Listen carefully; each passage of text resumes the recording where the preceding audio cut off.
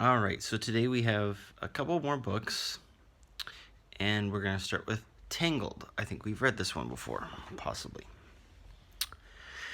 All right, here we go. Once upon a time, a queen was about to have a baby, but she became ill. A magical golden flower healed her, and a princess with golden hair was born. The king and the queen launched lanterns to celebrate. A mean old woman named Mother Gothel needed the flower's magic to stay young. The princess's hair was magic too, so Mother Gothel stole her away.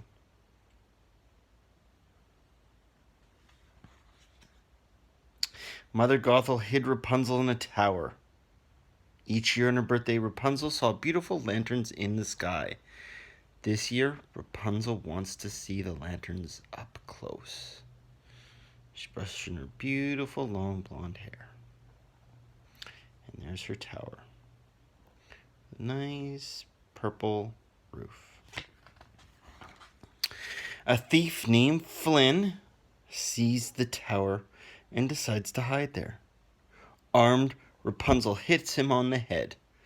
Then she finds a crown in his satchel. It fits perfectly.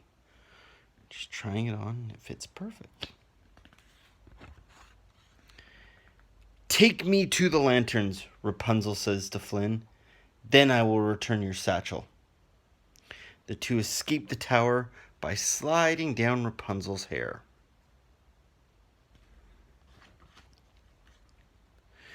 Rapunzel and Flynn's journey to the kingdom is filled with adventure. As the two spend time together, they fall in love. Flynn takes Rapunzel to see the floating lanterns. Suddenly, Rapunzel realizes that she's a princess. Look at all those floating lanterns. They do lots of floating lanterns in Japan and China. It's something they do. Not around here, but in China. Maybe you can look and see where China is on a map. Mother Gothel tricks Rapunzel back to the tower. Flynn is wounded trying to rescue her. Rapunzel promises to stay forever if she allowed to save Flynn with her magic hair.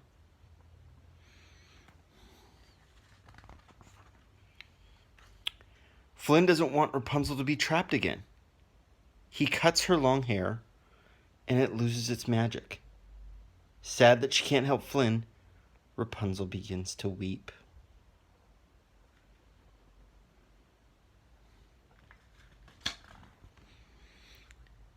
Her golden teardrop heals Flynn. Rapunzel returns to her real parents. Lanterns light up the sky, and Rapunzel and Flynn live happily ever after. And there she is kissing her prince with her crown. So there's Tangled with Rapunzel and Flynn. Discovering God's creation. Said Mama to Bear, "It seems to me you cubs watch too much TV.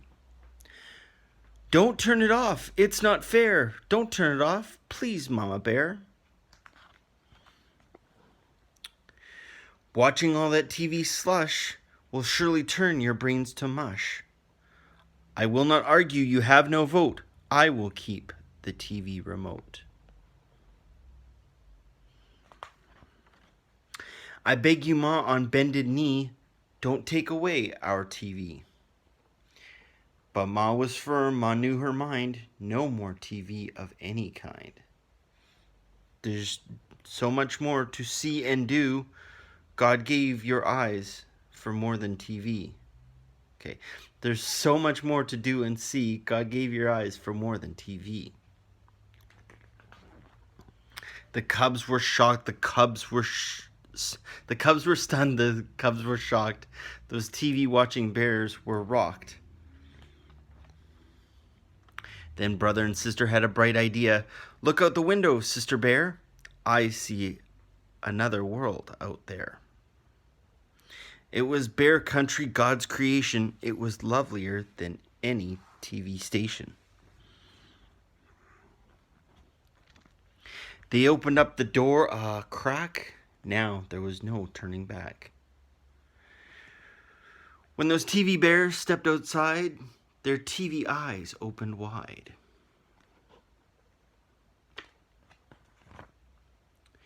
There were such amazing things to see, the cubs forgot about that old TV. There was stuff called grass, things called trees, and flying things called birds and bees. How did God think up all of these? And way, way, away up high, a big blue thing called the sky. The cubs loved all that God had done and knew there were in for much fun.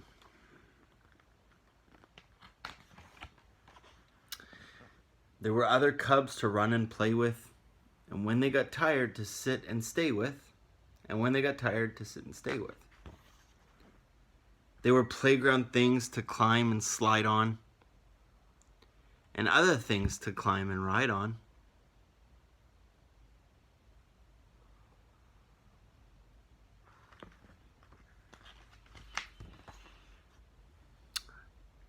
There was a thing called weather. Sometimes it rained. One day it even hurricaned.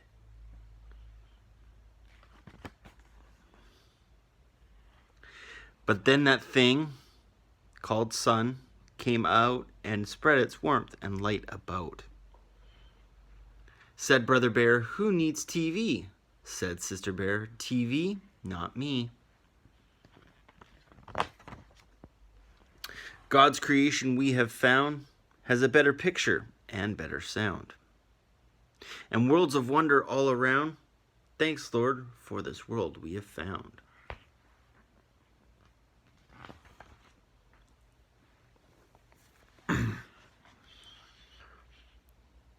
That thing up there called the moon means that we should go home soon. But when the cubs got home, what did they see? Their papa looking at TV. Maybe Papa didn't know God's creation was better than any old show. Papa, too much of that TV slush will surely turn your brain to mush. Come outside and you will see God's creation is much better than any old TV. Discover God's creation. So, if any of you children are watching a little bit too much TV, maybe we should remember that book. And remember that TV is okay, but we should be spending time outside. We should be spending time in reading books. We should be spending time using our imagination and drawing and coloring and doing things that excite our mind. TV is okay, but too much TV turns our brain to mush, right? Okay. Another book. 5-Minute Avenger Stories. So we've done Dino Time and No Iron Team. How about we read the first one today, which is called Daybreak. Here we go. One morning, while Captain America, Black Widow, and Hawkeye were training on the beach, they saw something frightening. A bright beam of light pierced the sky and almost split in two. Then, as suddenly as it happened, it vanished. The Avengers stopped in their tracks. So before we keep going, how about we talk about who the Avengers are, so that we know. Is there pictures of them? Okay. There's Black Widow. There's Falcon. Who's this? Can you guys say who that is? Who's that? That's right, that's the Hulk. Who's that? Say Iron Man, that's right. You have this guy right here, this small guy. Let's see if we can focus on him. That is Ant-Man. This guy's name is Vision. I don't know who she is. And who's that? That's right, Captain America. And then on the inside here, we have, I think that's a bad guy. I don't know who that is.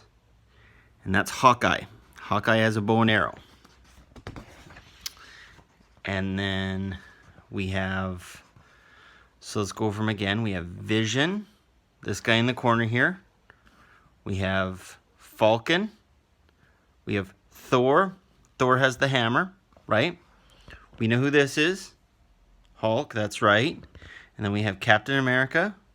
I think that's Scarlet Witch, possibly. Then we have Hawkeye. And we have Black Widow. And I don't know who this green guy is. It's the only guy I really don't know. Okay, let's go back and read again. One morning while Captain America, Black Widow, and Hawkeye were training on the beach, they saw something frightening. A bright beam of light pierced the sky and almost split it in two. Then, as suddenly as it happened, it vanished. The Avengers stopped in their tracks. "Whoa, what was that?" asked Hawkeye. "Lightning," Captain America suggested. "But there isn't a cloud in the sky, and Thor is back at the Avengers Tower," said Black Widow. "I'd better go check it out." "It's probably nothing," Cap said, "but you two should head back to the helicarrier and fill in Fury." Moments later, Captain America took one of the S.H.I.E.L.D. Harbor Patrol units out to sea. Nick Fury directed him from a screen on the dashboard. "You should see the island by now, Cap," he said. "I don't see anything, just a lot of debris." "According to this map," he said, "you shouldn't even be in the water anymore. You should be on land." Suddenly, the communication screen flickered and hissed. Cap no longer could see or talk to Nick Fury. The screen went dark for a moment, and then Red Skull's face appeared. "Beautiful day, isn't it, Captain?" he said, laughing. "Schmidt," Captain America growled. "What have you done, Schmidt?" "Just sent a little message." "Or a dozen." The screen began flashing with video clips that showed other landmarks, mountains, and monuments disintegrating seconds after being hit with a blinding light similar to the one that the Avengers had seen that morning. "But how? Another Infinity Gem?" Cap asked. "No, I've harnessed a new force unlike that of the gods." Red Skull smirked. "Then what was the point of this senseless destruction?" Cap asked. "Oh, just the sworn allegiance of every world leader by sunrise tomorrow," Red Skull replied. "Anyone who does not comply will find they no longer have a country to lead." The screen flickered again and went black. Captain America couldn't believe Red Skull's claims were true. He called Fury. "Do we have confirmation that any of those images are real?" "I've sent Avengers to do recon on some of the sites," Fury said, "but I still need someone to check out the others. Will you do it, Cap?" "Just tell me where to begin," said Captain America. It was the same at every site the Avengers visited that day. They only believed it because they had seen it with their own eyes. Hawkeye was at Mount Rushmore, and he noticed one of the faces in the mountain was missing. In Egypt, Black Widow found that some of the ancient landmarks had been scrubbed away, as if erased from time. Luckily, so far, all Red Skull's targets had been uninhabited, but Cap shuddered when he thought about Red Skull making good on the threat at dawn. "I won't give him the chance," Cap vowed. Back at S.H.I.E.L.D. headquarters, Fury slammed his hand on the console in frustration. "Where could a device powerful enough to wipe out entire mountains ranges could be hiding?" Fury asked. "And somehow also be able to reach every corner of the Earth," Cap added. He tapped the touch screen and pulled up a map. "These are all the known blast sites. They're scattered across the globe. How could he move a weapon like that without someone noticing?" Then Cap and Fury stared at the map silently for a moment. Cap snapped his fingers. "He's not moving it!" Cap tapped some coordinates into the computer. The screen pulled up satellite images of space, then zoomed in on the sun.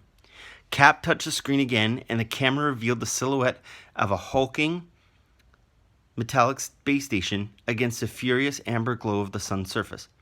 He must be using something on the station to focus the thermonuclear energy of the sun and turn it into a powerful weapon. Cap explained. Fury drummed his fingers on the screen. Well, if we can't take out the sun, then we take out his device, finished Cap. The sun's 92 million miles away. Sunrise is in a few hours. We need to get to the spot of the first sunrise. But it's a risky move. We might not make it in time. Cap took a deep breath. I can go. I might need Tony Stark for a few quick modifications first, though. High atop Mount Hikuranchi in New Zealand, where the sun first hit the Earth every day, Captain America watched the countdown clock on his wrist communicator tick away the minutes till dawn. Are you sure you want to do this alone, Cap? Fury's voice came over the headset.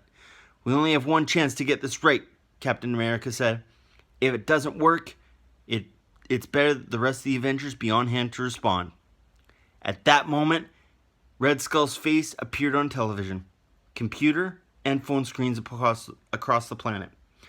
I understand that you have failed to meet my demands. We'll never submit to you, Cap said. Then you'll pay the ultimate price. Red Skull's transmission cut off. A sharp beam of light cut through the sky, racing towards Captain America. Cap angled the shield toward the incoming ray. When it hit the shield, the air around Captain America seemed to explode. He grunted as he fought through the force of the beam, its energy relentlessly cascading off the shield-rounded surface.